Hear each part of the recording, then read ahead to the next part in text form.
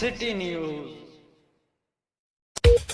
वगण में समाजी तंजीम सुजाग नौजवान इत्तेहाद तरफा वगण शहर के अहम मसले गैस की सहूलत मौजूद न होने खिलाफ अज बे डी भी मेन चौक ते मरण घणी ताईं एहतजाजी अलामती बुख हड़ताल कायम। इन मौके ते सुजाग नौजवान इत्तेहाद के अगवान मुमताज़ अली वगण, यूनिस वगण, कामरेड गुलाम हुसैन मुगरी, इम्तियाज़ अली खासखेली, इल्ताफ़ चांडियो, अयाज़ चांडियो ऐं ॿियनि मीडिया अॻियां दाईंदे चयो त वगण शहर जी जेको पहिरियां यूनियन काउंसिल हुयो ऐं हाणे उन खे यूनियन काउंसिल खां वधाई टाउन दर्जो ॾिनो वियो, पर अफ़सोस जो असांजे चूंडियल नुमाइंदनि पंहिंजा वाइदा वफ़ा कोन कया ऐं असांजे हिन टाउन वगण खे ॿी का बि सहूलियत कोन ॾिनी वई, पर इंसान जे जियापे जे अहम ज़रिए गैस खां बि महरूम रखियो वियो आहे।